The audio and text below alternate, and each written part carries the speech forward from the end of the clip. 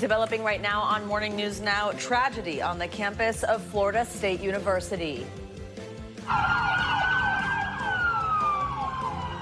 This morning, the son of a sheriff's deputy in custody, accused of opening fire on school grounds, killing at least 2 people and injuring several others.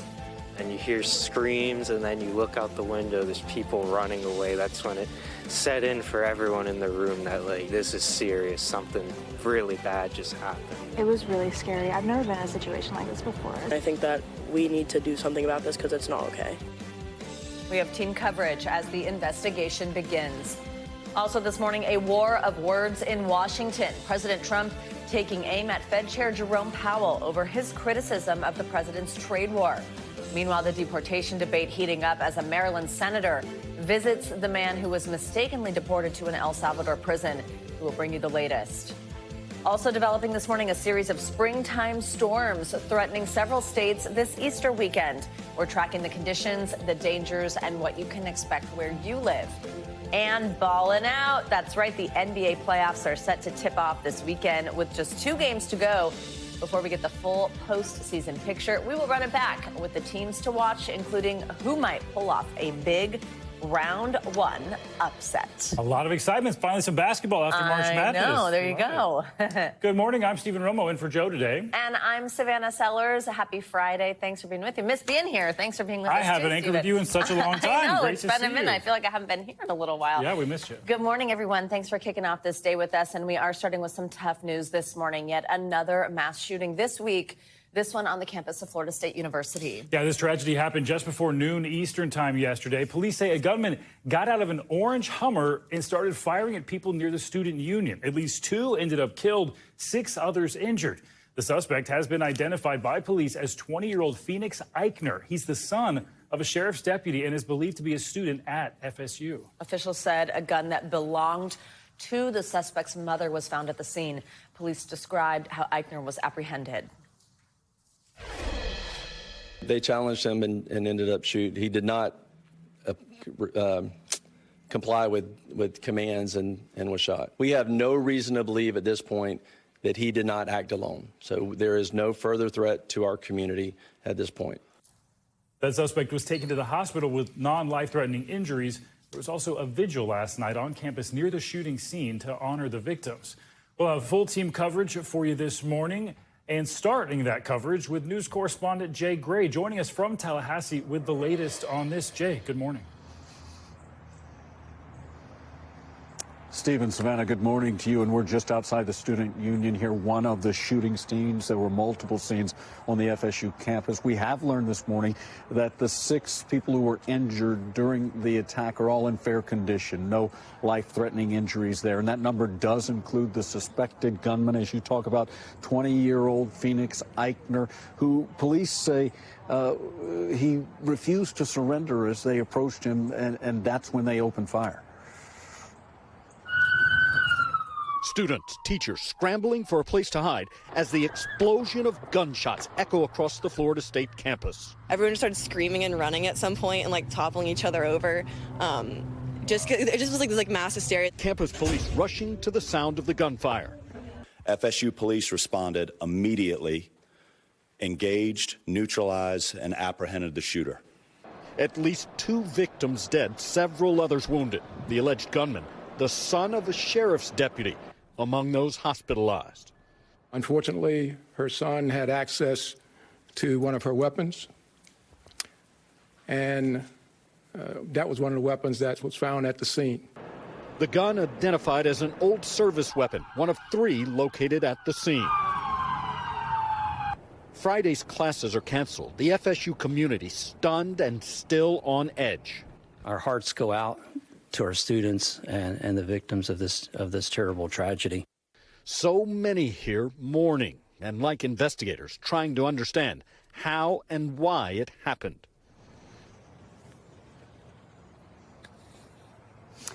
And while there are no classes today, students will be allowed to return and gather any of the belongings that they may have left behind during all of the chaos, all of the scramble as the shooting took place. The Student Life Center will be open today with counselors for students, faculty, staff, family, anyone who feels like they need someone to talk to following the events of yesterday. Savannah, Stephen. All right, Jim Kavanaugh, thank you very much. Excuse me, that's who we have coming up. Yes, Jay Gray, thank you very much. Jim Kavanaugh is who we want to talk to, the expertise here from this former law enforcement analyst for NBC. Jim, talked to you several times in situations just like this, unfortunately. We learned yesterday that the suspect is the son of a sheriff's deputy and had close ties to the department himself. Let's hear a bit from the Leon County Sheriff to describe that situation. Her son had access to one of her weapons, and that was one of the weapons that was found at the scene. The alleged shooter was also a long-standing member of the Leon County Sheriff's Office Citizen Advisory or Youth Advisory Council. So it's not a surprise to us that he had access to weapons. Phoenix Eichner was described by a witness as being a, quote, normal college dude. What are your takeaways from these details? And do you think that connection to law enforcement could affect the investigation somehow? I don't think it will affect the investigation. You know, I do personally know that sheriff, and I was a Florida sheriff's deputy in another county. No, I don't think so. I think he'll conduct that investigation with integrity. And, you know, the law enforcement community down there hurts when this happens because they don't want to be part of anything like that. But this young man, we've got to find out what happened with him. I think the motives are going to fall under the giant rubrics of power, revenge, or hate. Somewhere in there is what's in his mind. He's either, you know, lashing out because he has a perceived wrong, somebody done him wrong, a grudge against somebody there, or he's operating in a revenge motive or hate. It could be any one of those. I think it'll fall in there somewhere. But he somewhere got in his mind that this is an act he should do for some reason. Oftentimes, if it's, say, hate crime, you know, they're trying to connect with a diaspora community of like-minded haters, which they get from the internet or, you know, from interacting with them personally. So, you know, we're like, why would someone do this? It's unbelievable that someone would do this. But, you know, they're interacting with a smaller group of haters who think it's a good idea. It's like school shooters who identify with the Columbine killers. If they go onto some of the dark reaches of the internet, they'll find support for that. There's people that cheer on mass killers, and they want to be a part of that little group, you know, that little group of people who admire mass killers. So there's some group they're trying to be together with if they're in kind of a hate group or connected to some kind of terrorist activity. But it could be just an individual motive. It could be just revenge. He's troubled. He wants to get back into school. He's angry at the school or for whatever reason. He's 20 years old. He doesn't have the judgment to, you know, seek help. And so he creates this awful tragedy for the university in Tallahassee. Jim, talk about the piece of this that we mentioned a moment ago, the fact that this, his mother, sheriff's deputy, and he had access to her weapon. How big of an issue that is, how big of a tragedy that is, and how that will play into the investigation. You know, I have carried a gun every day in my life since I was 21. And, you know, the way I feel is no one should have access to anybody else's weapons. You should have your weapons locked up. All of your weapons should be locked. And you have access to them only. It doesn't matter. They don't trust you. Oh, I can trust my son. I can trust my cousin. I know he's a good kid. I know that's a good guy. You don't know about anybody's mind. You lock your guns up. And that way you won't have to deal with somebody using your firearm in a tragedy. And all guns should be secured. We could drop crime tremendously in America if we would just secure the guns we have, because so many of them are stolen guns that become used in crime as well. And school shootings in particularly, you know, students often get the guns from home. Their parents' gun from a night table, a grandfather's gun from a cabinet. And what do we hear? Oh, you know, I went shooting with him before. I took him hunting. He was responsible. It doesn't matter. You don't know what's in his mind. You don't know the pressures he's under. You don't know the social sites he's on, the web. You don't know who's influencing his mind. And so you don't want to do that. You don't want to trust. You don't want to trust anybody. Lock your guns. Keep them secure. Law enforcement, officer, family or not, lock up your guns. All right. Law enforcement analyst Jim Kavanaugh, thanks so much for your time this morning. Yeah, we appreciate it, Jim. Always your expertise. Well, now let's get to the latest in the legal battle over the fate of Kilmar Abrego Garcia. Now, despite mounting court challenges, the Trump administration is still defending its deportation of the Maryland father to El Salvador. Now, that's a move the government admits was an administrative error. Late Thursday, Maryland Senator Chris Van Hollen met with Abrego Garcia in what appeared to be a hotel in the country's capital. That same day, a federal appeals court rejected the administration's attempt to block a judge's order directing the government to facilitate his return to the U.S. Yeah, in its opinion, one of the court's longtime conservative judges blasted the administration, writing that the government is, quote, asserting a right to stash away residents of this country in foreign prisons without the semblance of due process, adding this should be shocking. In the Oval Office yesterday, President Trump dodged the question about whether he would take steps to bring Abrego Garcia back to the U.S. to face a judge. Well, I'm not involved in it. I'm going to respond by saying you'll have to speak to the lawyers, the DOJ. I've heard many things about him, and we'll have to find out what the truth is. I was elected to get rid of those criminals, to get them out of our country. For more on this, let's bring in NBC News White House correspondent Vaughn Hilliard. Vaughn, great to see you. So we mentioned just a moment ago, Maryland Democratic Senator Chris Van Hollen, when he was able to meet with Garcia, he posted a photo of them sitting together. This is after telling reporters that he was initially turned away from that confinement center by armed soldiers. Van Hollen says he doesn't claim to know all the facts here, but that Garcia does require due process. Has the Trump administration shown any evidence to justify his deportation, especially since I mentioned a moment ago, it's sort of been conceded that there was an administrative error here? Right, guys. The government itself in its filings acknowledged that it was a mistake to deport Abrego Garcia to the El Salvador prison. This, for the administration, has been an insistence here that it was in the right to not effectively try beyond providing a plane for Abrego Garcia to return, that this was the purview of El Salvador's president, Bukele. He is now in the sovereign country and is under their purview. And when you ask about the question of what evidence has been presented, nothing so far to the courts in terms of any new evidence or understanding that Abrego Garcia was affiliated with MS-13. Dating back into 2019, brought before an immigration judge, the government had presented that he, along with wearing Chicago Bulls paraphernalia, an anonymous informant suggested that he was part of MS-13, a particular affiliation in New York, though he never lived in New York. And so this is where a lot of those questions are still hanging over all of this here. And the government at this point in time is now getting pushback, very direct pushback from the government, because it is yet to make a case, let alone before an immigration court or another judge, that he was rightfully deported.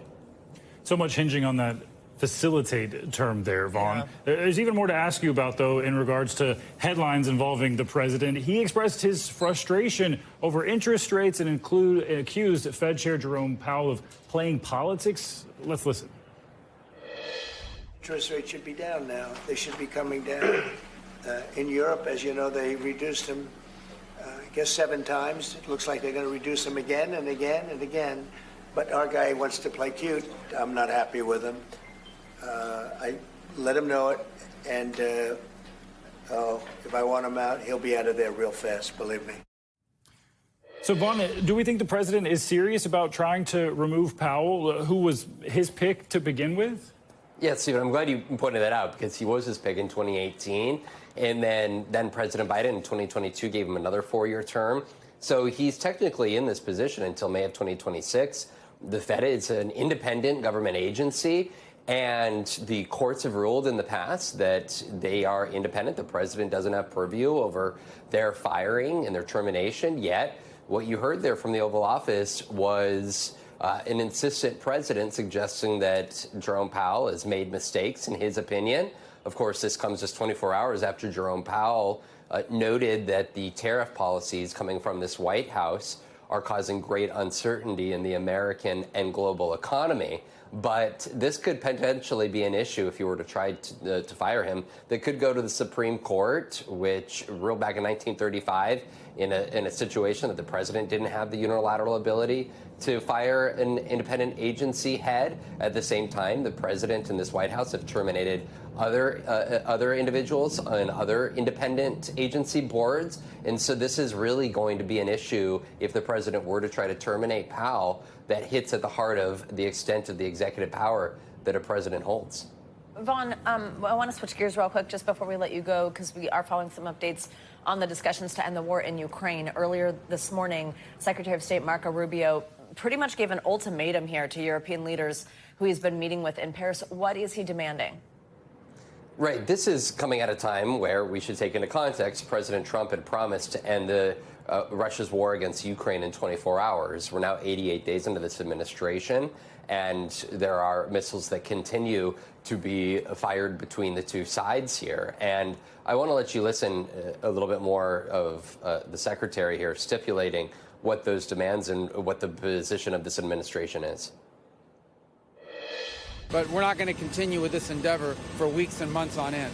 So we need to determine very quickly now, and I'm talking about in a matter of days, whether or not this is doable over the next few weeks. If it is, we're in.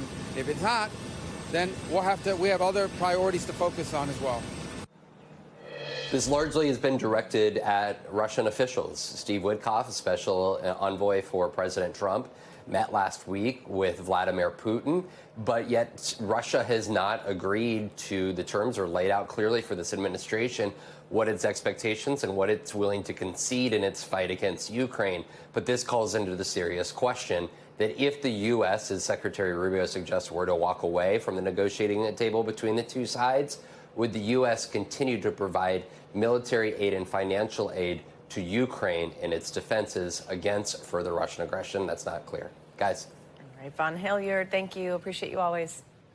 Well, President Trump's fight over ending automatic birthright citizenship is headed to the country's highest court. The Supreme Court announcing it'll hear oral arguments next month on Trump's efforts to enforce his executive order that would end automatic U.S. citizenship for children of undocumented immigrants or foreign residents. Almost immediately after President Trump signed the order in January, multiple federal judges swiftly blocked it nationwide. But the Trump administration says those judges didn't have the legal authority to do that.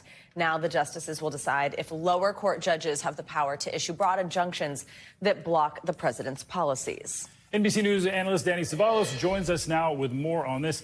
Danny, good morning to you. So the Trump administration had asked the justices to lift these injunctions and let this work its way from the ones that it received from the lower courts, but they instead decided to hear arguments. How should we look at that decision alone? Yes, I mean, no matter what, this is a case, birthright citizenship, that will end up finally at the Supreme Court. But it's going to take time. And as you can see, we're not litigating the actual issue of birthright citizenship. We're really litigating a different issue, which is, can these district courts, these lower courts, do they even have the power to issue these nationwide injunctions and prevent the administration from carrying out this executive order? But eventually, sooner or later, we will get to the purely constitutional issue of whether or not birthright citizenship, or jus soli, is the law of the land. Something that almost everybody in the United States thought, well, of course, that's what we're taught in civics class. But according to some, even some academics, that may not be exactly the case. So on this issue, like setting birthright citizenship, as you mentioned, aside for a moment, just of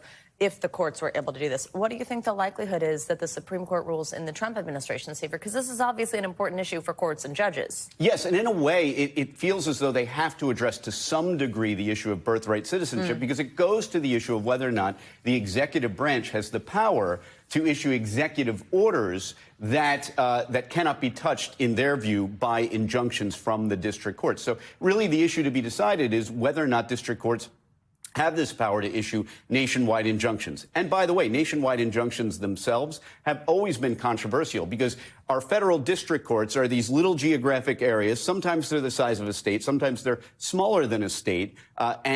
There's a real question as to whether or not, or to what degree, one sitting judge, say, down the street in the Southern District of New York, can issue an injunction that affects people in Oregon or Hawaii or Alaska. So that's an issue that's always been controversial, and I expect we'll see it addressed here. So keeping all of that in mind, if the court does side with the Trump administration on this, how will that play out? What will happen next? The next step will be procedurally, we'll move towards deciding the issue of whether or not birthright citizenship exists for everyone. And this is really the issue. The Trump administration is not seeking to do away with birthright citizenship for everyone. Just a category of people that the Trump administration says who were born here but not subject to U.S. jurisdiction, whatever that means. And in fact, the entire debate comes down to just those few words. What did the framers mean when they passed the 14th Amendment? What did they mean when they said people born here and subject to jurisdiction thereof? There's a lot of debate about it, and especially because it's something, like I said before, that nobody ever really questioned until about 8-9 years ago. A lot of implications there for how that plays out. Danny Ceballos, thanks so much. Thank you. Well, Luigi Mangione, the man accused of shooting and killing the UnitedHealthcare CEO in Manhattan, is now facing new federal charges. A federal grand jury returned a 4-count indictment against him that includes 2 counts of stalking, a capital murder charge, and a gun charge in the death of UnitedHealthcare CEO Brian Thompson. U.S. Attorney General Pam Bondi has directed prosecutors to seek the death penalty for Mangione. His attorneys are calling the new charges a, quote, political stunt. Mangione is currently in a Brooklyn jail on related state charges and has pleaded not guilty. This morning, the Menendez brothers' bid for freedom is on hold yet again for their long-awaited resentencing hearing that was supposed to happen yesterday. But it was cut short by a judge in the middle of some heated arguments between the defense and the prosecution. NBC's Liz Kreutz has those details. What was supposed to be the start of Eric and Lyle Menendez's critical resentencing hearing, yet again postponed. Today was a little bit disappointing for us as a family as we march on. The day getting off to a chaotic start. Contentious moments between the brothers' lawyer and the Los Angeles District Attorney's Office prompting the judge to abruptly pause the hearing. The two sides feuding over whether the judge should factor in a comprehensive risk assessment the California Parole Board is conducting of the brothers as part of a separate clemency bid that Governor Newsom is reviewing to determine their risk to the public. We wanted to make sure that the judge got a copy of that report. It represents additional facts, and the prosecution doesn't fear facts. But the brothers' attorney saying the DA has tainted the proceeding. What was ultimately decided is we are filing a motion to recuse the district attorney in this case. The judge now saying he will want to review the risk assessment before deciding on resentencing. Eric and Lyle Menendez are serving life without parole for the 1989 murders of their parents, crimes they say were an act of self-defense after years of abuse by their father. Will the brothers be testifying? Outside the hearing, a spectacle of its own. 748. Intrigued members of the public lining up to get a seat inside.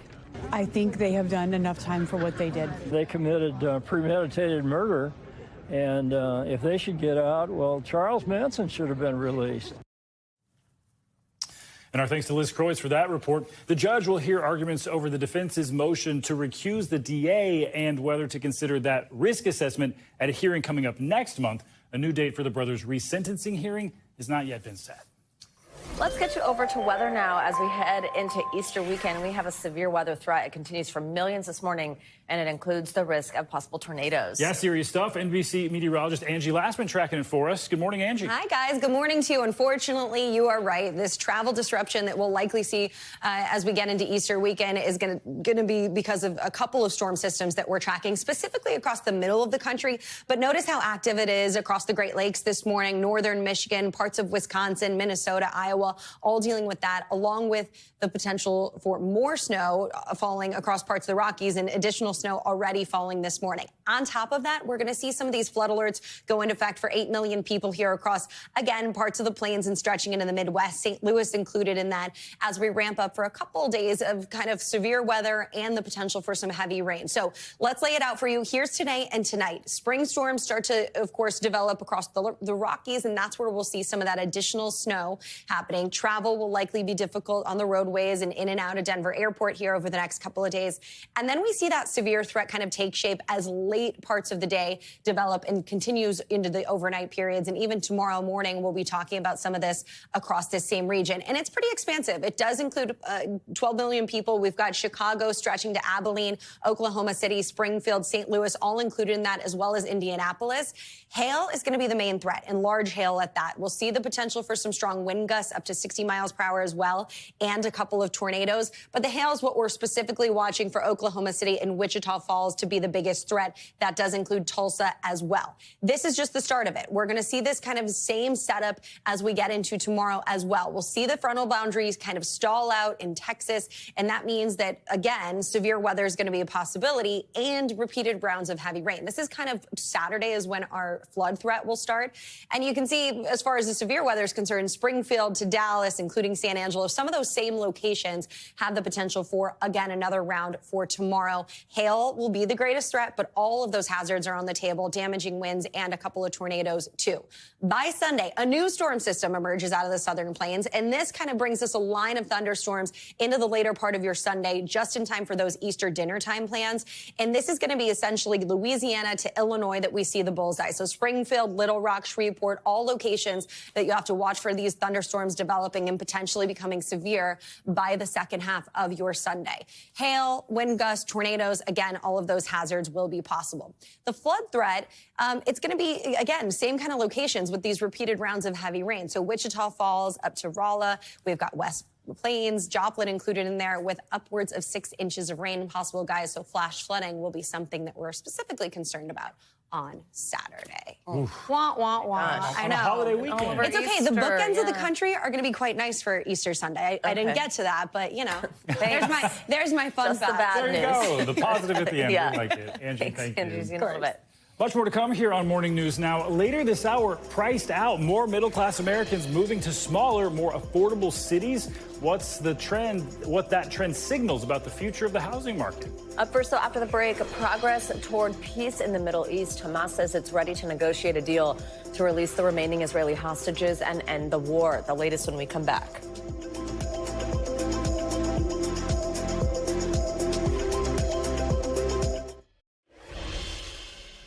Are back with the latest developments in the strained efforts to renew a ceasefire deal in the war between Hamas and Israel. In a televised address, the leader of Hamas in Gaza said that the group was ready to negotiate a deal that would see the release of all remaining hostages taken on October 7th. Well, in exchange, Hamas wants the release of Palestinian prisoners held by Israel and an end to the war. And this comes as the Israeli military continues to carry out strikes on the Gaza Strip. According to the Gaza-run health ministry, at least 32 people were killed in strikes on the enclave on Thursday, including women and children. We have NBC News international correspondent Matt Bradley joining us from Tel Aviv with the latest here. Hi, Matt. Good morning. So a lot of updates here. This is mediators in Egypt working to put this ceasefire back together since it broke down last month. But both Hamas and Israel have continually blamed each other for a lack of progress here. What is different about this announcement from Hamas, and how much hope is it giving the families of hostages? Yeah, it's a great question, Savannah. And I think the short answer here is that what's different is kind of what's not different. The fact is that Hamas is hewing to their original position, which is that they want to give up all of the rest of the hostages, but they will only do so if Israel guarantees a full end to the war in the Gaza Strip and a full withdrawal from the Gaza Strip, reconstruction, rebuilding, and allowing in all of the humanitarian aid and lifting the blockade. All of these things, Israel and its right-wing cabinet that leads it, led by Prime Minister Benjamin Netanyahu, are very much opposed to. So we are back at a familiar impasse in these negotiations. And this is, of course, frustrating to everybody involved. The fact is that that's why I said that what's new here is kind of what's not new, because earlier in the week there had been some talk in the Israeli media that Hamas had softened its positions, and it looked as though that they were coming together to some sort of agreement. Now it looks as though that's not the case at all, guys. And Matt, we know you're watching the situation in Yemen as well. The Pentagon saying U.S. forces destroyed a fuel port there overnight, all part of the U.S. campaign targeting the Houthi rebels. What more do we know about that attack? Yeah, this is what the U.S. CENTCOM has announced over social media, saying that they were doing this in order to deprive the Houthi rebels of fuel that they said should be going to the Yemeni people, and it was instead going to this designated terrorist group that has been taking shots at global shipping through the Red Sea and around the region. Now, this was one of the efforts that's been a part of this stepped-up campaign by the United States to target and to really, try to destroy Houthi groups in Yemen. But at the same time, we've seen over the past several weeks of attacks by the United States only some modest goals. And we just heard from the Houthis in their official media, Al-Masirah TV, that in fact 58 people were killed in this latest attack, and about more than 100 people were wounded. So it looks as though we're seeing increased casualties among the Houthis and civilians in Yemen from these attacks. Matt, yet another big story out of the Middle East that concerns Iran's nuclear program. The New York Times reported on Wednesday that President Trump rejected a planned Israeli strike on Iran nuclear sites. This is in favor of negotiating a deal with Iran. What more do we know about this? Yeah, that's right. And we're actually going to be hearing probably more about this tomorrow, when it looks as though the U.S. and Iran are going to be returning to those direct negotiations that President Trump announced early last week. This time that's going to be happening in Rome. Omani diplomats are going to continue to act as intermediaries. But this report in the New York Times was a pretty big deal here in Israel. And we heard from some current and former officials expressing shock, first of all, as to how this news of Israeli plans to launch attacks against Iranian nuclear installations was leaked in the first place to the American media. And then we heard from opposition figures saying that they were always encouraging attacks against the Iranians, trying to set back their nuclear program, which, by the way, since President Donald Trump withdrew from that nuclear deal back in 2018, is now closer than ever to reaching refined nuclear capacity. Guys? All right, Matt Bradley, thank you very much. Coming up, a warning to parents after the kidnapping and sexual assault of a 10-year-old girl. Yeah, disturbing stuff here. Authorities say she met the suspect through a popular gaming platform. More on what happened coming next on Morning News Now. We are back with a warning to parents about the importance of digital safety when it comes to one of the most popular online gaming platforms. This is after a 27-year-old man was arrested for kidnapping and sexually assaulting a 10-year-old girl after the two met on the popular video game app Roblox. NBC News correspondent Sue Patterson has the details. Relief for the family of a California preteen, home safe after every parent's digital age nightmare, an online relationship turned kidnapping. Authorities say it was sparked by encounters over the smash hit video game Roblox. Sunday, the Kern County Sheriff's Office was alerted to a missing 10-year-old girl. Authorities say interviews with her friends revealed she was communicating with a much older man, 27-year-old Matthew Naval, through Roblox and gamer chat app Discord. Police report they tracked down Naval in his car with the girl hundreds of miles from her home. Naval was arrested for kidnapping and unlawful sexual conduct with a minor. Children are exchanging harmful matter with adults. We get reports of it a lot. Roblox is one of the most popular video games in the world, with 85 million daily active users. 40% are children 12 and under. A spokesperson from Roblox saying in part, these allegations are deeply troubling and we are actively investigating. We have a zero-tolerance policy against child endangerment and a range of safety features to guard against predatory behavior. I really would tell parents, I would caution them, if you don't understand what the app is, it shouldn't be on your kid's phone. Another wake-up call for parents, proving kids aren't safe from strangers, even in their own living room. Steve Patterson, NBC News. Well, there's a social media trend making a comeback, and it's concerning for some homeowners. It's called the Kool-Aid Man Challenge. It involves crashing through walls and fences, just like the Kool-Aid Man does in those iconic commercials. But some homeowners say it's actually costing them thousands of dollars in damage, all for young people seeking social media clout. NBC's Marquise Francis has those details. Police on New York's Staten Island looking for the people in this surveillance video. 3 of them running full speed across the street and crashing through a fence, while a 4th appears to record them. And if their MO looks familiar to you, hey, Kool-Aid! You might be onto something. Oh, yeah! The homeowner with that destroyed fence says he believes the vandalism could be tied to a viral trend known as the Kool-Aid Man challenge. There was a flashlight with the camera, so I believe they were recording a video in which participants do their best impression of those iconic Kool-Aid commercials that have been on the airwaves for decades. Oh, yeah! The trend first popularized in 2023, sometimes causing real damage. Ran out back and saw, the fence just splattered.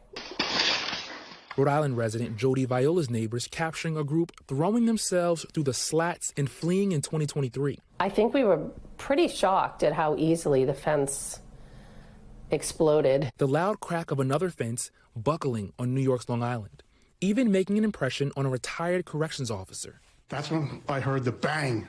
It sounded like a gun go off. His was just one in a string of 5 incidents in 2 months that led to multiple arrests.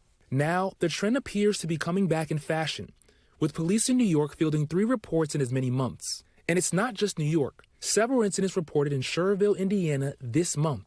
One resident telling NBC News she's been targeted multiple times over the years, costing her $2,200 in damages. She says the teens look for PVC fencing because it easily pops off. The vandalism often happening at night, making it tough to identify perpetrators. In a statement, Kool-Aid says it does not endorse the Kool-Aid Man challenge, writing in part, "We kindly ask everyone to leave the breaking through walls to the Kool-Aid Man." Oh, yeah! And while the classic commercials remain a favorite for many kids and adults alike, oh, yeah! The residents affected are not drinking that Kool-Aid. I didn't really find it so funny waking up, finding out that now I have a big cost on my head to repair my fence.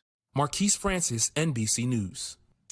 I mean, it starts off funny, but it's so dumb. Come on. It's really unfortunate. Wow. Well, coming up, middle-class families being priced out of some big cities. Our mortgage in Asheville is less than our rent in New York. Yeah. And we have, 8 times the space. Up next, the growing trend that's raising concerns about housing in America. You're watching Morning News Now.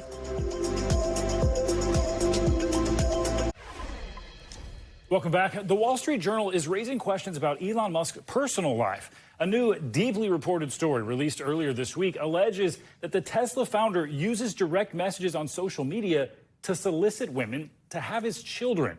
It's all putting a fresh spotlight on Musk's long-standing support for a theory called pro-natalism. That's an ideology that encourages people to have a whole lot of kids to help improve the world.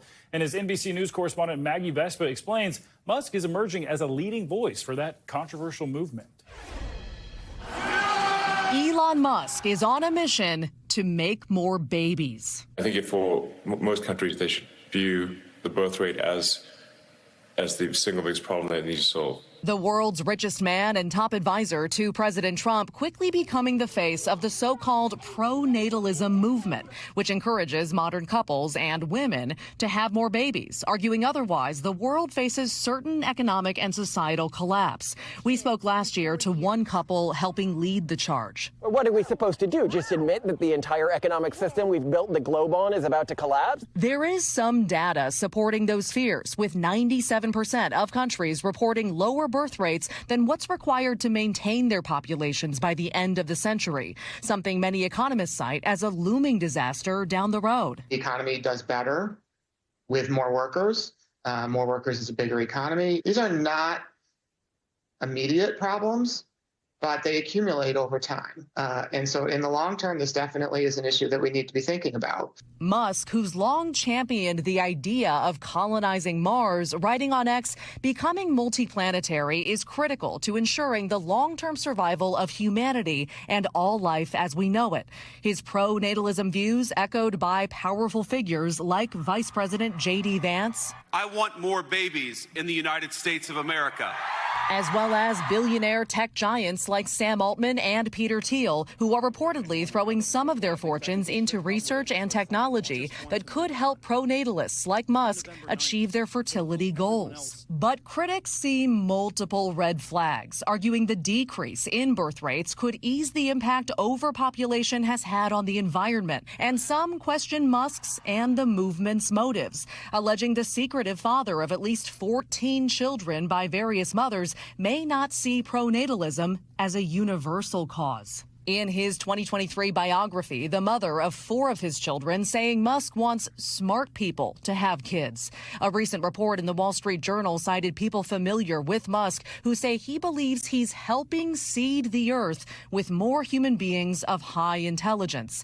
This as some conservatives openly trumpet pro-natalism as a way to protect traditional, even far-right values as more and more women prioritize their education and careers. We don't really want to market natalism to the progressive feminists. The people maxing out their fertility should be people, ideally, who won't raise their children to be gender-neutral furries. While Musk argues having more babies will solve one of the world's most pressing problems. If you don't make new humans, there's no humanity. And all the policies in the world don't matter. A growing spotlight on his logic and its limits. Maggie Vespa, NBC News. Well, many Americans are starting to lose trust in President Trump, especially when it comes to the economy. A new survey from CNBC, it shows that more than 55% of Americans disapprove of how he's handling it. And that's the worst economic rating he's gotten in any poll CNBC's done with him in office. The survey shows his weakest areas are inflation and cost of living. Well, several middle-class people say those high costs are making them feel priced out of major metro areas like New York City. But here's the thing, that's all happening while the number of millionaires is increasing. NBC's Yasmin Vasugian has more. They say if you can make it here, you can make it anywhere. New York, New York. The richest city in the world, with almost 400,000 millionaires, the most of any metropolis around the globe, according to a report out from Henley & Partners, which advises wealthy people on citizenship by investment. They report a 45% growth in millionaires in the last decade here, despite dire predictions during the pandemic of the rich fleeing New York.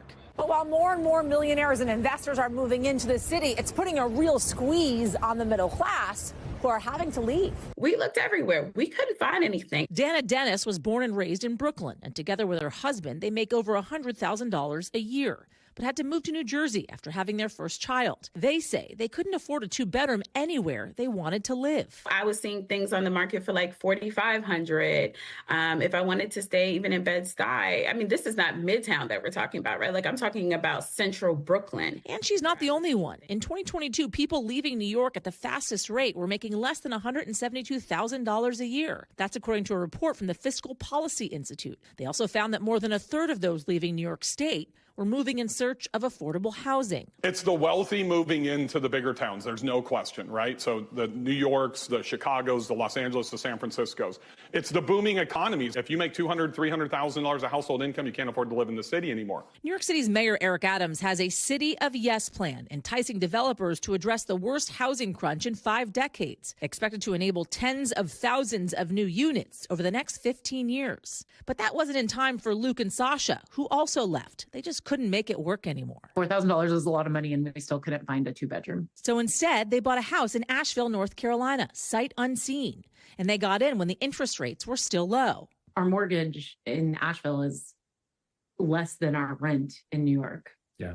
And we have 8 times the space. But now they too feel trapped, unable to move because of higher interest rates. Last month, the median mortgage payment for homeowners across the country hit an all-time high of $2,800, according to Redfin. The second part of this is the real estate investors. Now they're investing into the tertiary cities. Another conundrum in the market. Asheville, North Carolina, right now, for people that are investing into short-term rentals, is a top 5 market in the entire country. I'm a short-term rental investor too. When we go in, we are going to affect that median cost of living. There is no question. It's all creating a vicious cycle. Do you feel like buying a house is a reality for you? Or? Oh, no. We aren't finding houses, not even here in New Jersey, that are under $750,000. The average, American dream of buying a home, it's just really difficult. And while the millionaires continue to flourish in cities like New York, the middle class finding a new reality outside the urban jungle. Yasmin Vasugian, NBC News. Well, if you've been searching for some more exciting basketball after March Madness, that wait is over. The NBA playoffs tip off this weekend, and fans across the country are gearing up for what's set to be another exciting postseason. Top teams ready to battle it out for a shot at championship glory. We're joined now by Mike Vorkunov. He's the national NBA reporter at The Athletic. Mike, good morning to you. So we still have 2 more play-in tournament games tonight, and that'll give us a full playoff picture. But who are you watching for in this first round? Well, I think that there's going to be a lot of interesting series here. But to me, I think you have to look at what the Denver Nuggets are going to do in the first round. Obviously, they just fired their general manager. They just fired their head coach. And they have a very interesting 4-5 series between them and the LA Clippers. So that's going to be something to watch right away, just to see how they bounce back from something like firing your head coach 3 games outside of the playoffs. So that's one of the series to watch for me, as well as, just to see how the Thunder and the Cavaliers do after their great regular seasons. Yeah, an interesting experiment there. So as far as major upsets that you're looking for, what's on your radar there? To me, I think the biggest one that we could potentially see here in the first round is the Warriors-Rockets in the Western Conference. The Warriors are the 7th seed. They just had to win a play-in game just to get there, and the Rockets are the number 2 seed. But this is the Golden State Warriors after all. They still have Steph Curry. They still have Draymond Green. They have Jimmy Butler. They're 20-7 since the trade deadline when they got Jimmy Butler. And Butler just had 38 points and 7 rebounds and 6 assists in the play-in win over the Grizzlies. And I think there's a strong feeling that the Rockets are vulnerable in this series and that the Warriors could end up with a big upset, the 7-2 upset, and go on to the second round. A lot of opinions there related to the Rockets, but I also wanted to ask you about the Boston Celtics, the NBA's reigning champs, of course. They come into playoffs this year as number 2 seed and will face the Orlando Magic in the first round. So how much pressure is on them to defend that title, and how likely do you think they are to go back-to-back? I think it's going to be fascinating. They're obviously the 2 seed, like you said, but they still had a really strong season. Especially after winning a title, when you always see kind of a drop off, maybe perhaps in regular season energy. But they have, I think, a good amount of pressure on this, just because this could be the last time we see this core together. The one with Jaylen Brown, Jason Tatum, Derek White, Drew Holiday, Kristaps Porzingis. They have a new owner that's set to take over pretty soon, in the next few months, if he's confirmed by the NBA's Board of Governors. There's a lot of questions about whether they'll have to trade someone ahead of next season because their payroll will be so expensive. They could end up spending more than $450 million total in payroll and luxury taxes. So there's a question of whether this is the last ride for the Celtics, and then they can go back-to-back with that core. Yep, a lot could change. Also, one of the biggest storylines of the year came when the Lakers, of course, picked up Luka Doncic in that blockbuster trade pretty much no one saw coming. So as he forms this new partnership with LeBron James, how deep do you think that duo is expected to go? Well, they're going to have a first round battle with the Timberwolves. It's going to be a strong test right out of the gate. I don't know if they're the definitive favorites to win that series, but if they do, it wouldn't be surprising to see them go to the Western Conference Finals. They get to avoid the Oklahoma City Thunder in their bracket until the Western Conference Finals if they get there. But I think that would be a pretty good first run if the Lakers are able to get there in year one of LeBron and Luka. The Thunder, though, are clearly the best team in the NBA. A lot to watch, a lot of excitement. Mike Vorkunov, thanks so much. Well, coming up, an impressive achievement by a 13-year-old boy. We'll introduce you to the brave young cancer patient who just set a new record in law enforcement. You're watching Morning News Now.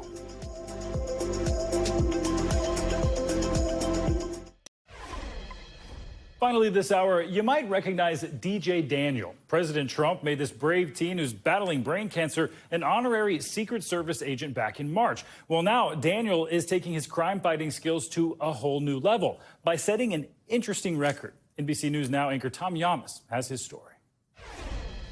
America's top cop is just 13 years old. Just ask this huge crowd of law enforcement officers gathered in Missouri to swear in DJ Daniel, a tough teenager battling terminal cancer. There's only one thing missing here. When do I go on patrol and when do I get paid? Diagnosed at just 6 years old, DJ made a bucket list.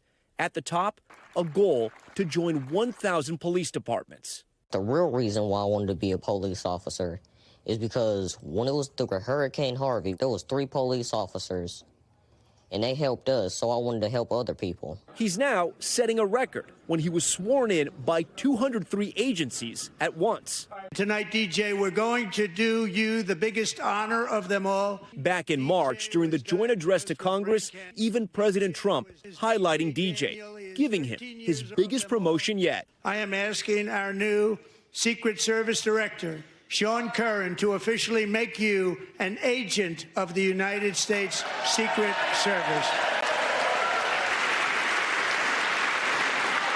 As soon as he said that, I went, I'm surprised my eyeballs didn't pop out of my eye sockets. Since then, DJ has been on a mission to protect and serve. That red car looks suspicious. Visiting the Oval Office. There's one more thing I got for you, a big hug. And becoming an honorary deputy at police departments across the country, fighting crime with a smile. What does a horse say when it's falling and can't get back up? Hey, I need some help. I'm falling, I can't get up. A big personality. Why did the duck go to jail? Why? Because he was smoking quiet. That's why he's looking at me like that. You know what's crazy? What? I thought you was George Washington. And a big heart, recently helping 9 other kids just like him reach their dreams. I got the swearing kids that has cancer, and I'm pretty sure that's going to make them happy, and that's going to make them live longer. A teenage boy capturing the heart of a nation, one badge at a time. Oh. Very nice there. Thanks to Tom Yamas for that story. And that's going to do it for this hour of Morning News Now. Don't go anywhere, though. The news continues right now.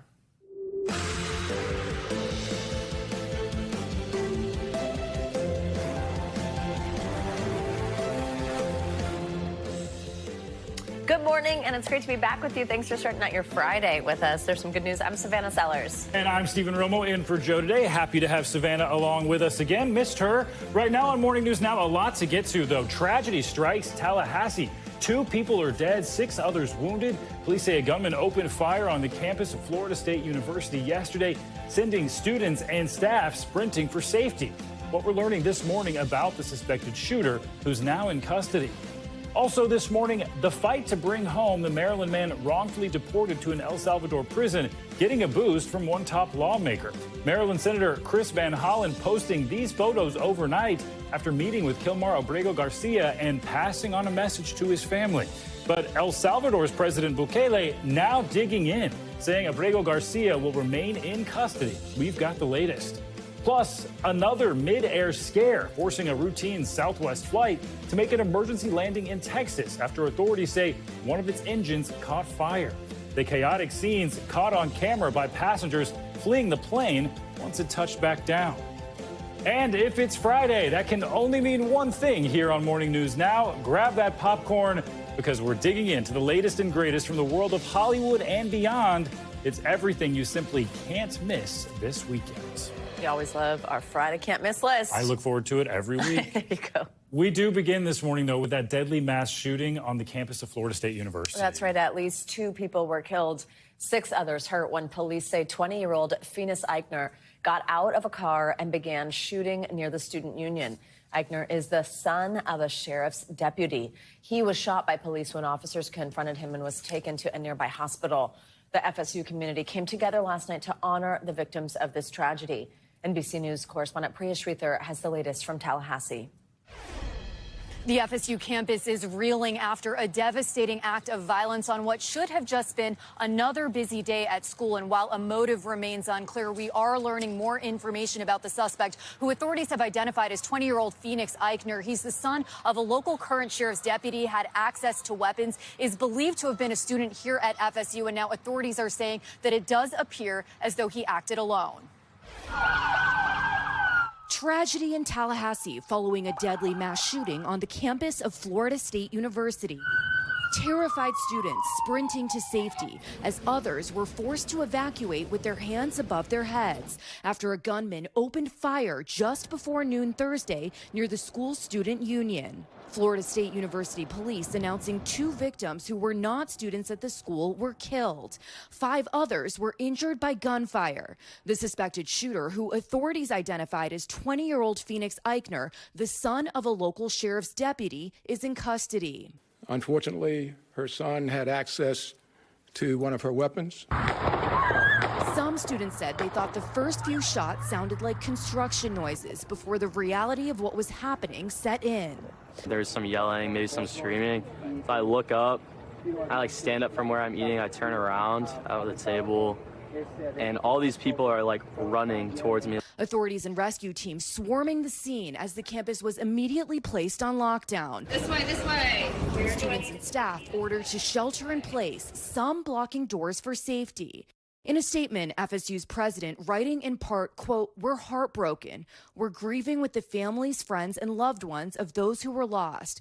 We're holding close those who are injured." Thursday's shooting was not the first for students, several of whom lived in Parkland during the 2018 high school shooting that left 17 dead. It sent a chill down my spine seeing that same alert. And reminding residents and faculty of an earlier shooting also on FSU's campus back in 2014 when a university alum shot an employee and 2 students at a library before he was killed by police. Now students and faculty trying to come to grips with another horrific crime at the school. This is the only country where this regularly happens, and every time it happens, we hear there's nothing that can be done about it. Now, FSU is telling students who may have left any personal belongings at the student union behind me here that they're going to be able to retrieve those items at various buildings across campus today. Students here are also organizing vigils tonight and tomorrow night to honor the victims here on campus. Back to you guys. All right, Priya, thank you very much. We're now joined by Sam Swartz, a student at Florida State University and a witness to this shooting. Sam, thanks so much for joining us this morning. We're glad that you're doing okay. If you don't mind going back to yesterday and telling us where you were at the time of the shooting and describe what happened as you figured out what was going on. Thank you. So for me, it was before anything happened, just another Thursday.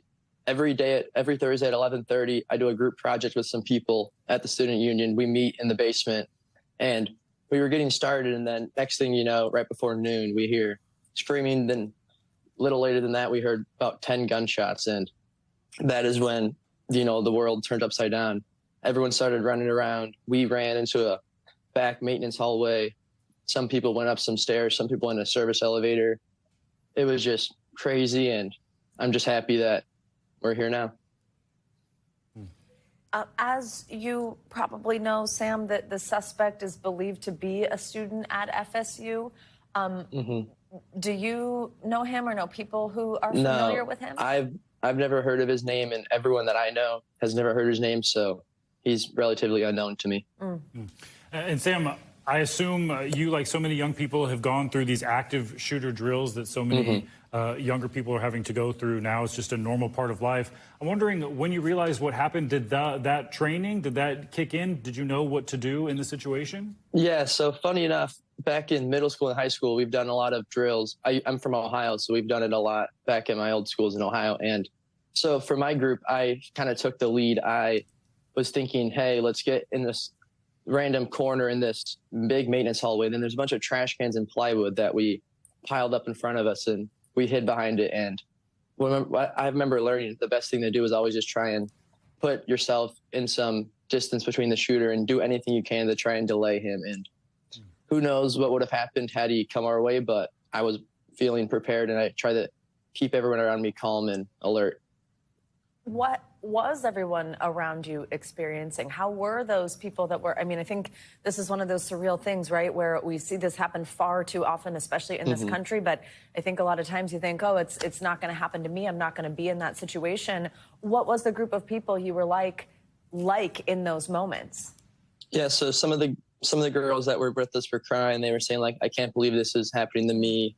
I was trying to console them, but also trying to, like, keep my ears alert just in case of any noise happening down the hallway. But it was crazy. I remember afterwards, I saw some friends when we all got escorted by the police outside, and I was just happy to see everyone and gave everyone a big hug. And it was just a relief to see that everyone I knew was safe.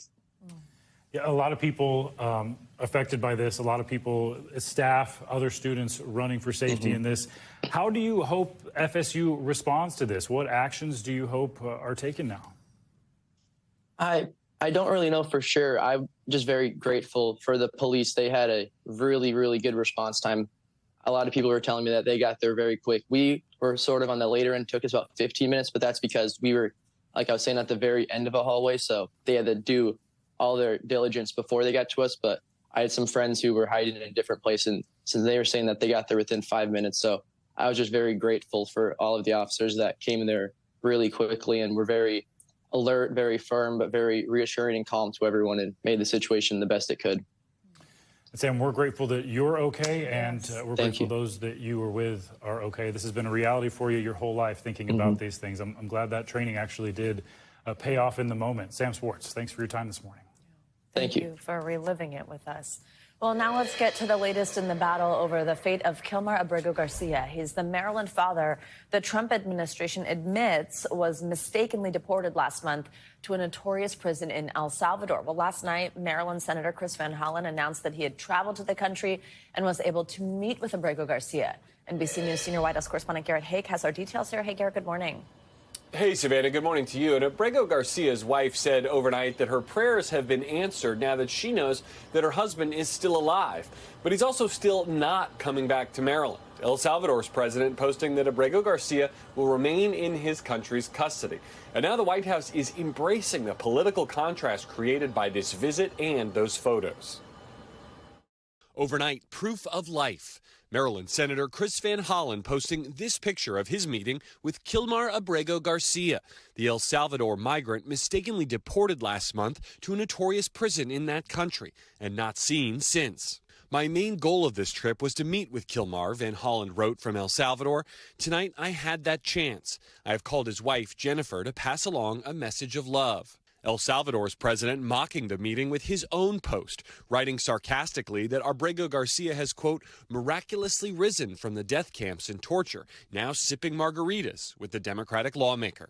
Neither official providing information on how the meeting came about. El Salvador's president also writing, quote, now that he's been confirmed healthy, he gets the honor of staying in El Salvador's custody. The White House, citing local Maryland police reports, claims Abrego Garcia was a member of the violent MS-13 gang, which his family denies. He has no criminal convictions in either country.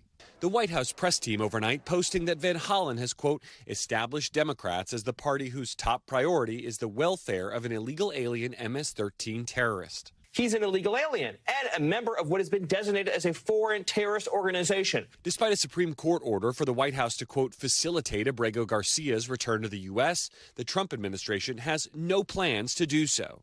Well, I'm not involved in it. I'm going to respond by saying you'll have to speak to the lawyers. A federal court Thursday denying the White House's latest appeal and insisting they, quote, take all steps to facilitate Abrego Garcia's return, further stating that the government's unwillingness should be shocking not only to judges, but to the intuitive sense of liberty that Americans far removed from courthouses still hold dear. We are also learning that another major White House immigration priority will be heading to the Supreme Court next month. The justices will hear arguments in May about the president's controversial order, currently blocked, seeking to end birthright citizenship currently guaranteed by the 14th Amendment. It's just the latest example in a series of court fights the administration is actively seeking to press as far as it can to expand the president's powers to control immigration. Savannah? All right, Garrett Haake, thank you very much. Now to Rome, where the U.S. and Iran are set to hold a second round of talks on Iran's nuclear program tomorrow. This comes after the New York Times reported President Trump rejected a planned Israeli strike on Iranian nuclear sites in favor of negotiating a deal with Iran. NBC News chief foreign correspondent Richard Engel is in Tehran, Iran, with the latest. We are now in the center of Tehran on one of the main streets right in the heart of the city. I've been here several times before, and I can say that the atmosphere is a little different this time. We were given access to this country by the government, and the reception thus far has been quite welcoming. The government here, the people, are open to these negotiations with President Trump. They welcome the talks. They seem to want them to succeed. And there's already been one round of indirect negotiations in Oman, with a second round of talks taking place this weekend in Rome. Today is Army Day in Iran, a national holiday, and this year in particular, it's a show of force, as President Trump says military action against Iran is still on the table. Iran paraded its S-300 missile defense systems, the kind Israel claimed it wiped out in response to Iranian strikes against Israel last year. But even while the military here shows that it still has capacity, Iran is pushing for diplomacy. And for now, so is President Trump. The New York Times reports President Trump rejected an Israeli plan for joint strikes next month against Iran's nuclear facilities and air defenses. I'm not in a rush to do it because I think that Iran has a chance to have a great country and to live happily without death. And I'd like to see that. That's my first option. If there's a second option, I think it would be very bad for Iran. The negotiations with Washington have been endorsed by Iran's supreme leader, Ayatollah Khamenei. President Trump's foreign crisis manager-in-chief, Steve Witkoff, and Secretary Rubio were in Paris ahead of the talks with Iran in Rome tomorrow. The main issue is Iran's nuclear program. Iran insists it's peaceful, but it enriches uranium beyond a level needed for civilian use. Iran can't have a nuclear weapon. It's, pretty simple. It's really simple. This morning in Tehran, we visited Friday prayers. The mood in Iran is clearly in favor of diplomacy. And what's happening in this mosque is actually quite extraordinary. Many of the people here are soldiers, people who'd be generally considered hardline. But the preacher, at this very moment, is speaking positively about a potential deal with the United States. There was little chest beating and no riling people up for war. But negotiations could be overtaken by events. And one of the main places to watch is Yemen. Iran supports a militia in Yemen, the Houthis, which is still continuing to carry out attacks against mainly Western targets, Israeli ships, American ships, international ships in the Red Sea, it says in solidarity with the people of Gaza. And CENTCOM just overnight carried out an attack against a Houthi target, targeting an oil facility, killing around 30 people, according to the Houthis themselves. That would make it one of the deadliest attacks in recent months against the Houthis. So that is really a place to watch, and it has the potential to derail this entire process. All right, Richard Engel, thank you so much. Well, this week marks 30 years since the Oklahoma City bombing. It remains the deadliest act of domestic terrorism in U.S. history. Decades later, those entrusted with honoring victims and survivors say the passage of time has only reinforced their mission. Reporter Katie Blakely from our Dallas affiliate has a look back. On an early spring afternoon, moments of quiet reflection. It is here people come to remember, beneath the shadow of the bronze gates of the Oklahoma City National Memorial and Museum. She had a great laugh. That's one of the things that I can still hear that in my brain. Ronnie Fields was a student at OU the morning of April 19, 1995. We turn on the TV and there's my mom's building. Terrorism struck the heartland of America. His mother, Carol June Fields, was a longtime office administrator with the DEA. She was on the 9th floor when a truck bomb exploded outside the Alfred P. Murrah Federal Building. 168 people died. 600 were wounded. Committed by anti-government extremists, it remains the country's deadliest act of homegrown terrorism. I think forgiveness is something that we all struggle with on some level. Fields, now a pastor, found strength sharing his personal journey of grief. We struggle when we hold these grudges, and the real message is understanding that ultimately this happened because of a grudge. A difficult one that began with anger and ended with forgiveness. We always say forgive and forget. I can never forget. And it's just a misunderstanding of what forgiveness really is. Forgiveness really ultimately has nothing to do with that other person. Forgiveness really is for me. That old tree should be saved. It is a symbolism of how good overcomes evil. His talks to high school students are an ongoing effort by the memorial to share the lessons of April 19th and highlight the resilience shown during the state's darkest time, the acts of honor and service known as the Oklahoma Standard.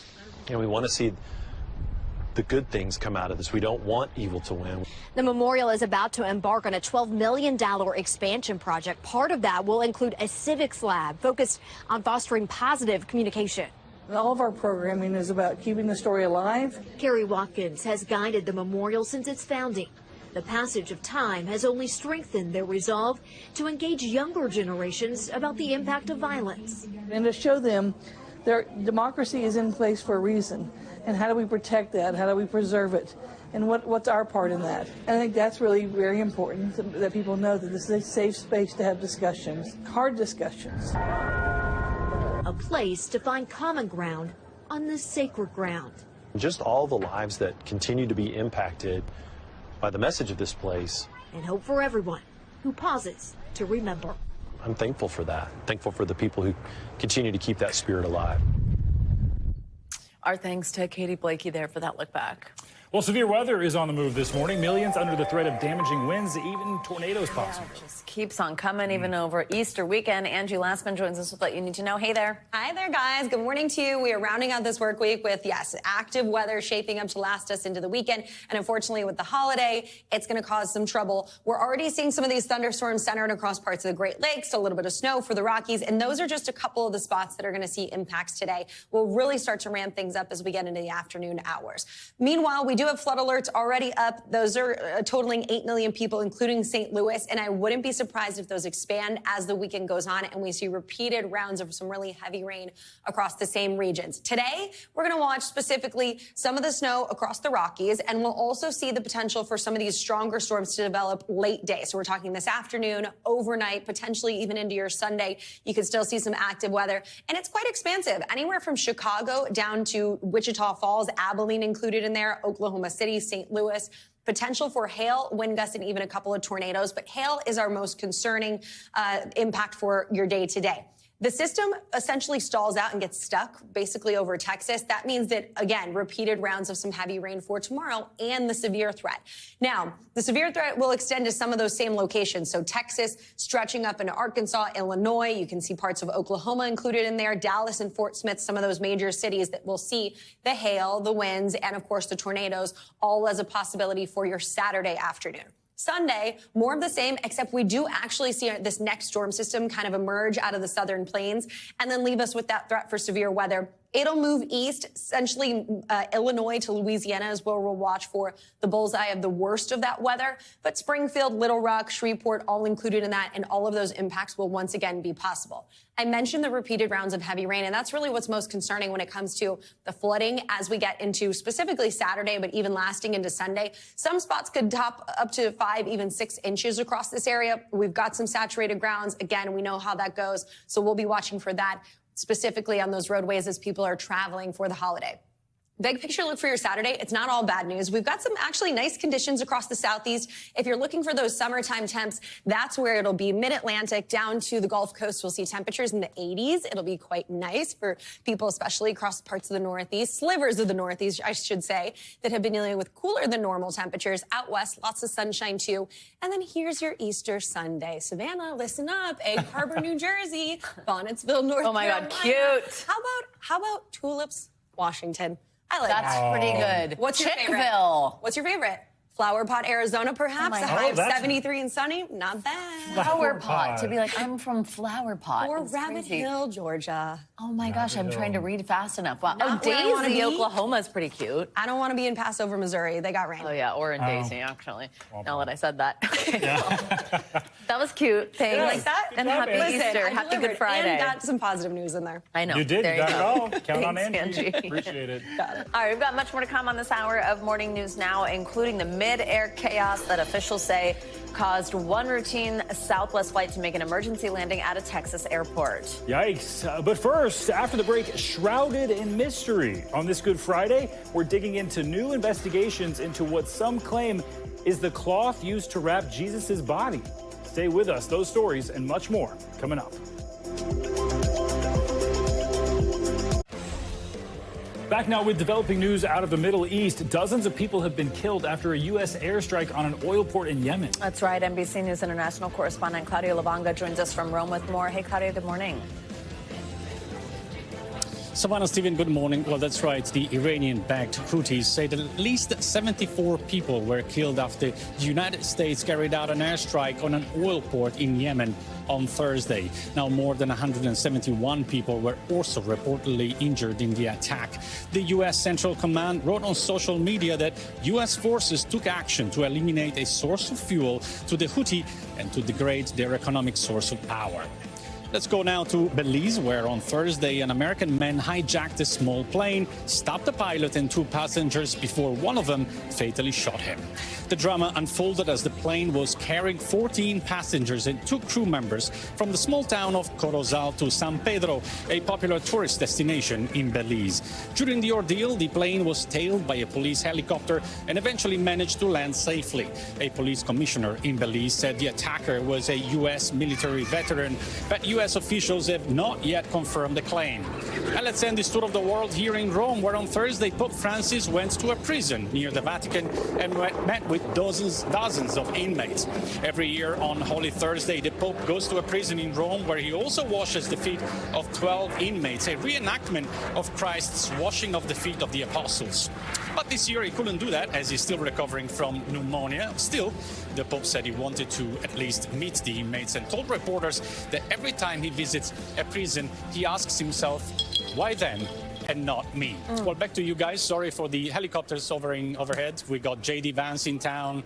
The Way of the Cross is about to happen in the Colosseum. Wow. Easter is upon us. The Iranian talks are in town. The whole world descended to Rome. On Back to Rome. you. Busy time, One yeah. of the greatest cities in the world. Yeah, thanks for covering it all, Claudio. Yeah. Good to see you. Well, today is Good Friday, as Claudio just mentioned. It's one of the most important events in the Christian calendar, when believers mark the day Jesus was crucified. Now, in Italy, scientists have been carrying out new investigations into what some claim is the cloth used to wrap Jesus' body. NBC News Chief International Correspondent Keir Simmons reports. Hey there, guys. Good morning. Italy has been home to the Turin Shroud for hundreds of years. This simple piece of cloth, 14 feet long, worshipped by the faithful for centuries, puzzling scientists for decades, was at last due to go on public display this year. Now we know it will stay hidden away. The controversial and mysterious Shroud of Turin, revered by millions, hasn't been seen by the public for 10 years. And this Easter, officials say once again the fragile cloth will not be put on display. Many Catholics believe it captures the exact moment of the resurrection 2 millennia ago. In 2015, the Pope made a pilgrimage to pray before the shroud. It was only on display for a few months. That same year, I had the chance to see it up close. Such a spiritual atmosphere. NBC, one of the last news organizations given access to this holy icon. Today, as with so much, technology is taking over. The faint contours on the relic have been used to generate AI images of Christ. And at Turin Cathedral, believers will only be able to see a digital duplicate of the shroud this year. It will stay locked away in a climate-controlled case for conservation. In centuries past, the shroud would be brought out for the faithful to witness and worship, a ritual dating back to medieval times. The shroud arrived here in Italy almost 450 years ago, during the 16th century. Before that, in the 14th century, it was in France. Before that, nothing.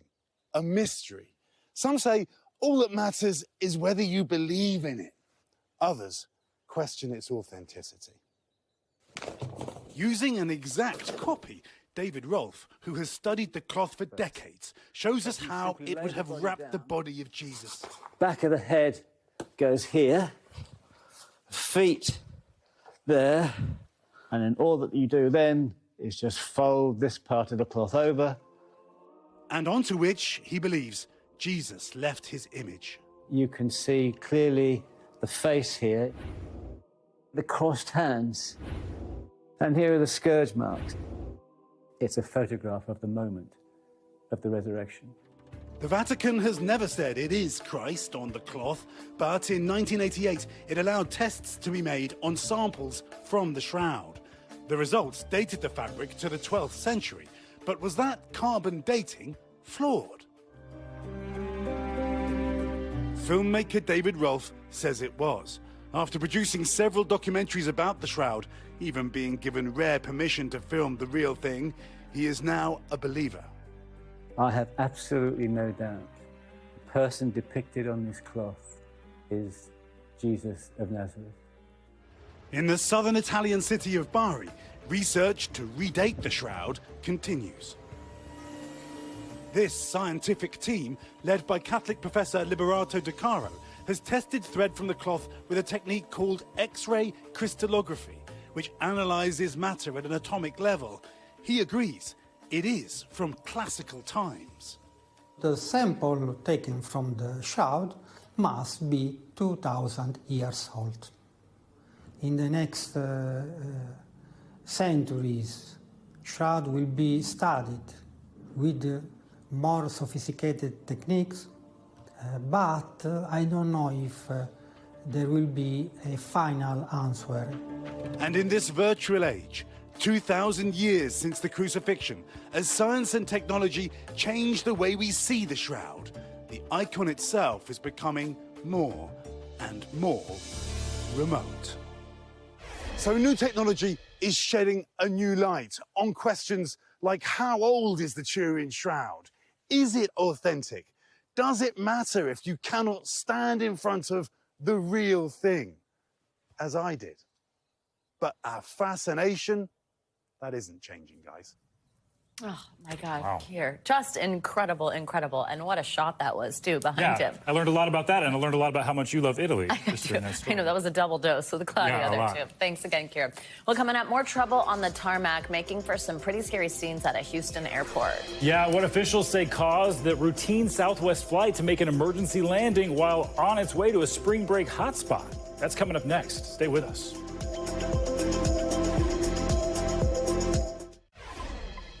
Back now with yet another air travel scare to tell you about this morning. The latest incident happened when a Southwest flight to Mexico was forced to return to Texas for an emergency landing because authorities say an engine caught fire. NBC News correspondent Maggie Vespa is live at Chicago's O'Hare Airport with more on the details. Maggie, good morning. Hey, Stephen, good morning. Yeah, by all accounts, this was a pretty chaotic scene with flames from the engine at one point catching grass near the tarmac on fire, passengers having to be evacuated onto the runway. All of this during what should have been a routine flight to a spring break hotspot. Southwest 3006 declaring an emergency. We just lost number 2 engine. A mid-air emergency taking a chaotic turn on the tarmac. This way out, jump! Passengers filming on board this Southwest Airlines flight as one by one they're evacuated by slide. Moments later, huddling outside the Boeing 737 on a Houston runway after firefighters confirm one of the plane's engines caught fire mid-air.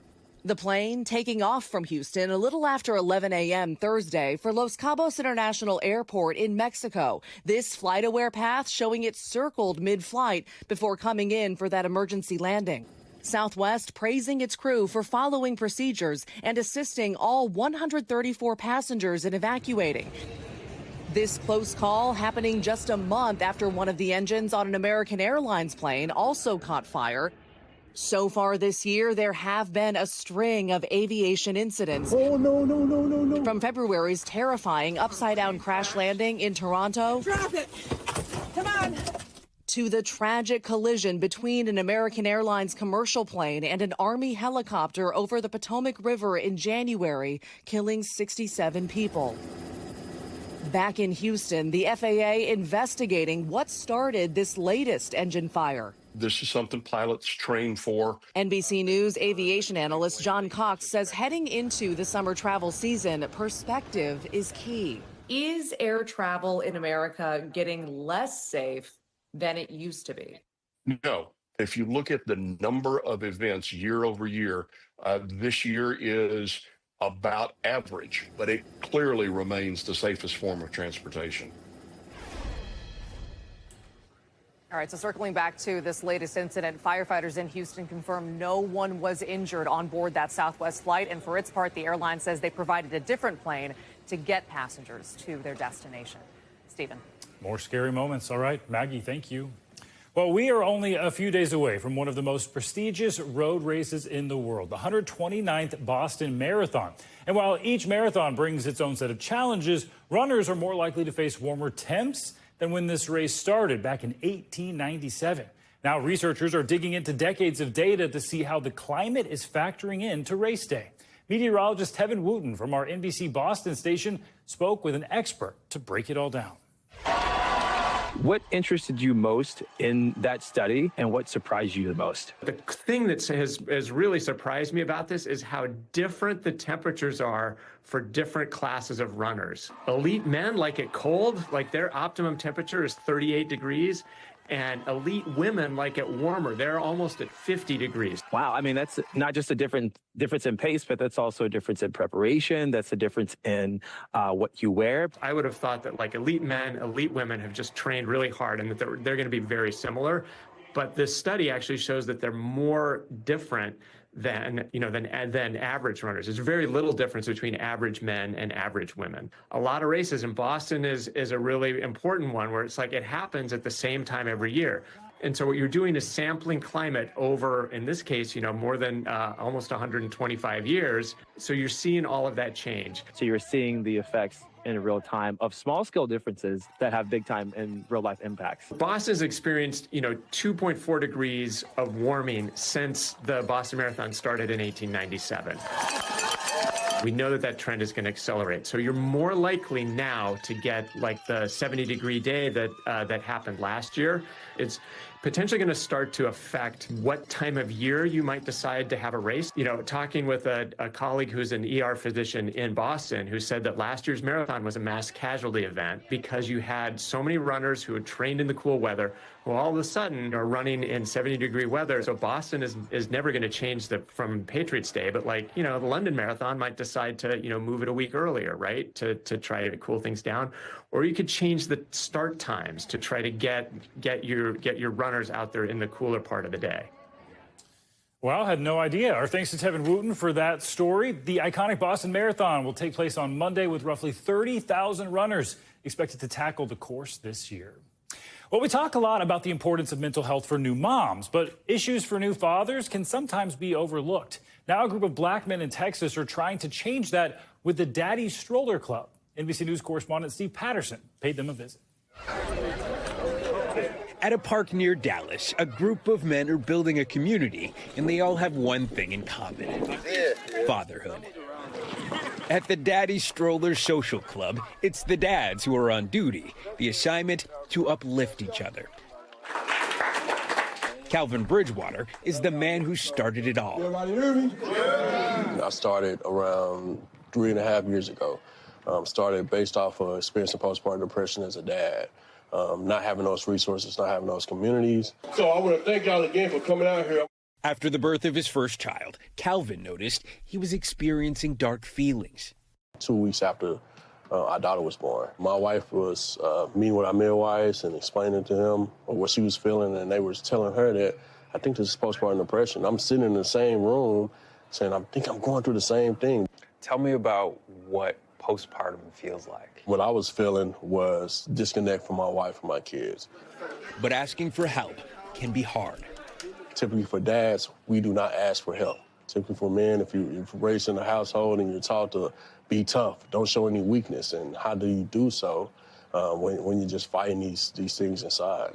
That's where Damani Anderson comes in, the Daddy Stroller Club's resident therapist. As men, we have been taught to have this Lone Ranger type of feel.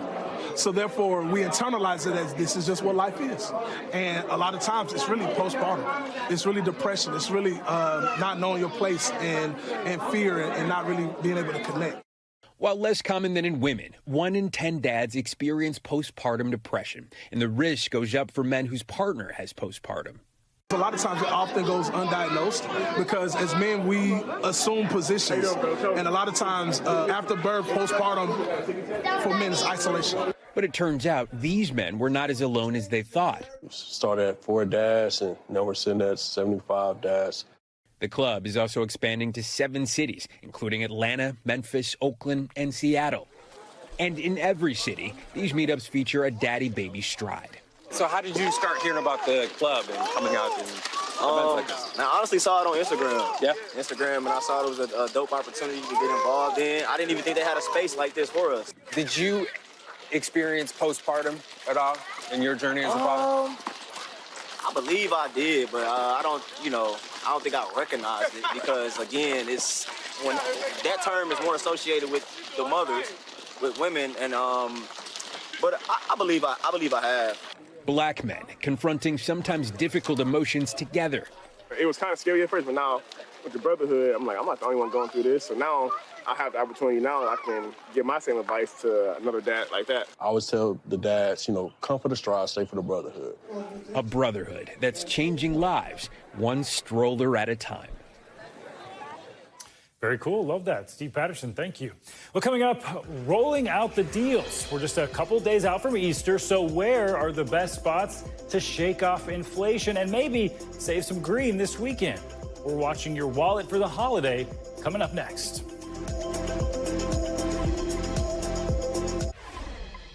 Welcome back. Well, Easter is right around the corner, so we're taking a look at some last-minute family and wallet-friendly deals out there. NBC News correspondent Emily Ikeda is here for more on those holiday steals. Hey, Emily. Hey there. Good morning. Well, with less than 48 hours to go before Easter, shoppers are frantically buying everything from food to Easter baskets. The prices of one holiday staple, eggs, are still sky high, but there are lots of last-minute bargains to help make up for it, including a creative and colorful twist on the egg dyeing tradition.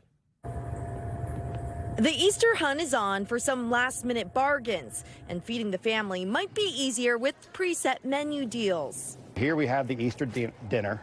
Walmart is offering up an Easter meal basket that feeds 8 people for around $40, which includes a ham, a 5-pound bag of potatoes, mac and cheese, some veggie sides. Kroger is also making the holiday meal more affordable for less than $6 a person, complete with ham, sides, and dessert.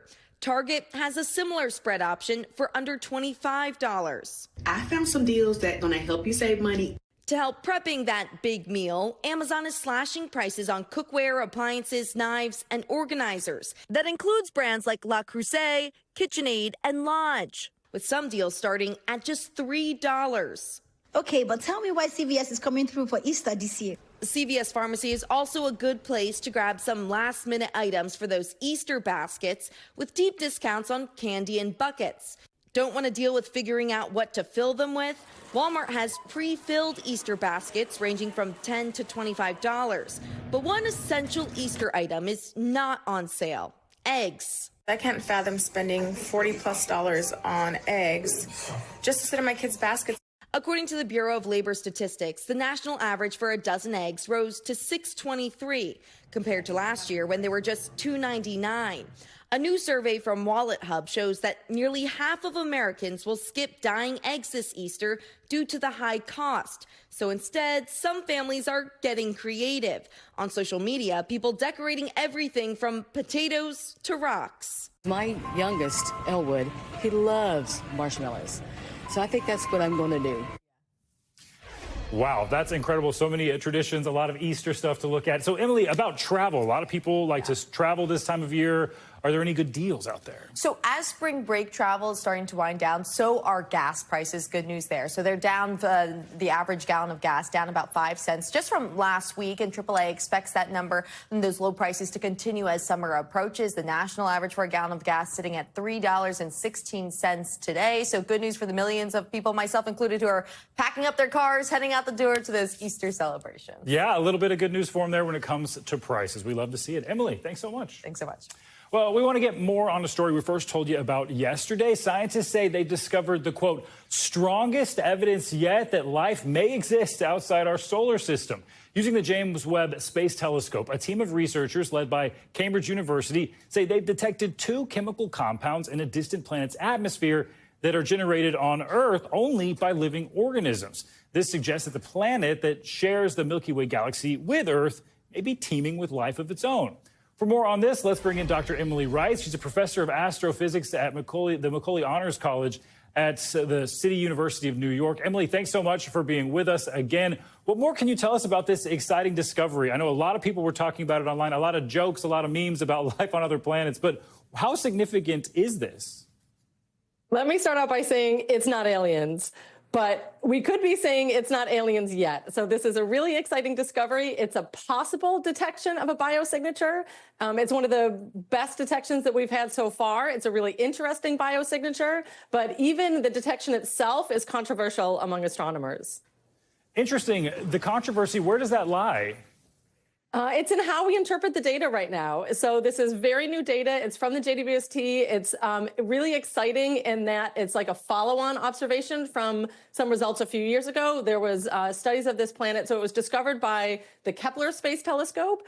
And then there were some observations with the Hubble Space Telescope. And now this is actually the second observation with a different instrument on the James Webb Space Telescope. So we're pushing it to longer wavelengths of light. And it's kind of the evidence is getting better, but it's still kind of beauty is in the eye of the beholder a little bit for this. Right. Some astronomers look at it and say, okay, we think we see the signature there of this particular molecule. Some astronomers will look at the data and say, I don't think it's really there yet. Fascinating. A lot of people just want to hold on to that potential, that little piece of hope. I saw a lot of jokes, memes, people saying that they want Katy Perry and Gail Keem to pick them up and take them off to this planet. But really, it's 124 light years away. That seems like it might be pretty far. Can you put into context for us what that really means for our galaxy out there, how far this would be?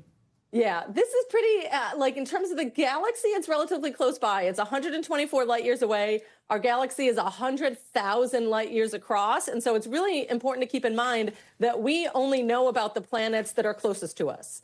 That's as far as we can see kind of with this kind of detail that we need to discover the planets, to characterize the planets. What's even more important to keep in mind for this planet, it's small, but it's still not Earth-like. It's larger than the Earth. It's more massive than the Earth, and it's around a star that's very, very different from the sun. So even with this potentially very exciting biosignature detection, there's still a lot that we don't understand about these types of planets. There's nothing like it in our solar system, and we still don't understand this type of star. This is just a really unique solar system to try to study. And at 124 light years away, we're not going to be sending messages or receiving messages in a kind of understandable time period. A lot to continue to pay attention to here. I know there's a lot of excitement about it. Dr. Emily Rice, thanks for helping us understand this. Thank you. Well, coming up, if it's Friday, that means one thing here on Morning News Now. We are headed to Hollywood with everything from the world of entertainment that you simply can't miss this weekend. And who better to break it all down for us than pop culture expert and friend of the show, Brian Balthazar. He's got your ticket coming up next.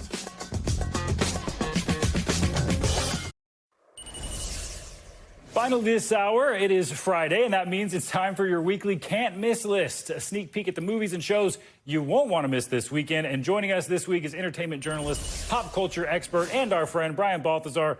Brian, thanks so much for being here. And want to start with one that's an interesting name choice for Good Friday. It's called Sinners, which is out now in theaters. It's a vampire film, I think, set in the 1930s. Yes. What can you tell us about this one? That's it. No, I'm just kidding. No. Michael B. Jordan plays twins. He plays twin brothers, but playing both parts. But this is not your Parent Trap hilarity. This is like gothic thriller, scary.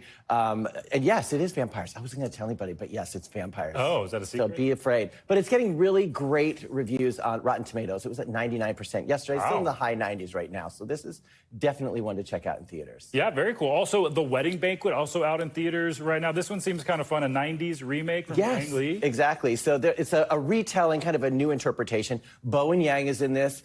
Lily Gladstone, and we're not used to seeing Lily Gladstone in comedic roles. Yeah. And so this one now, Bowen Yang and his partner, and Lily Gladstone and her partner, they arranged for one of their respective couples to get married. It's a marriage of convenience. And then family come in, and you know how the traditions went out. So they end up having this big wedding at the insistence of grandmother. But it's fun, it's funny, it's heartwarming, it's a relationship comedy. I really do love Bowen Yang. I think he's fantastic. And he's actually, this is a little bit more of a subdued version of him. He's still hilarious, but it's more of an acting role for him. That it's not just him being Bowen Yang. So, you know what I mean? yeah, Bowen Yang can't go wrong. Yeah. Also, this one, I was surprised. Cheech and Chong, my dad loves them. They're back? They never went away. They never went away. They never went away. Okay, so this is Cheech and Chong's last movie. You know, their movies made over $200 million for 14 of them, which it sounds like that's not a lot, but they were not expensive movies. And it's a really great... It's a really interesting documentary. Even if you don't think you're a Cheech and Chong person, watch the trailer and you'll be like, oh, wait, they really did like shape the culture, the zeitgeist of that time.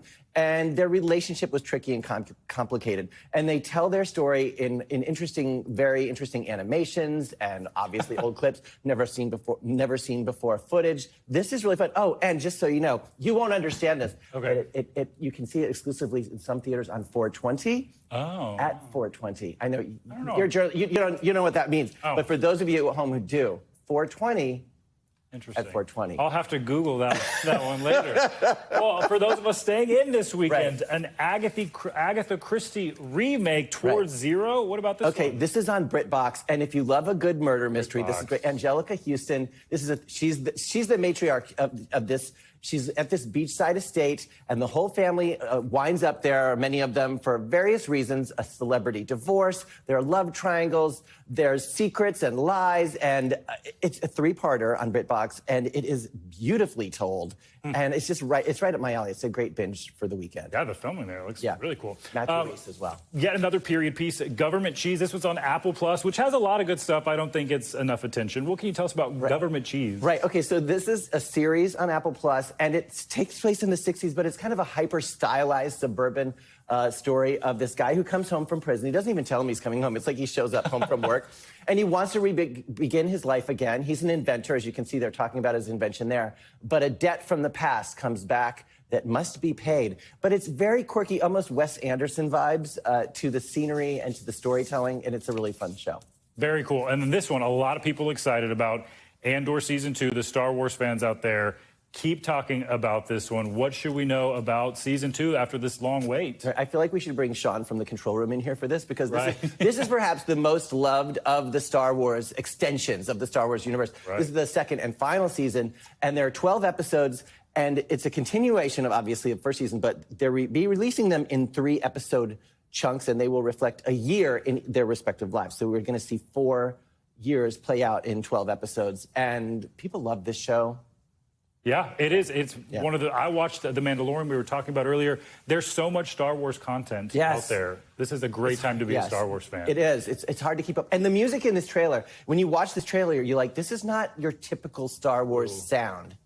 So I don't know yet if that's in the series. Yeah, is that a good Well, thing? they did have a composer that they brought in. They have a new composer for part of this series, actually. I love the music. All right, Brian, thanks so much. And thank you all for joining us. That's going to do it for this hour of Morning News Now. But your news continues right now. Thanks for watching. Stay updated about breaking news and top stories on the NBC News app, or follow us on social media.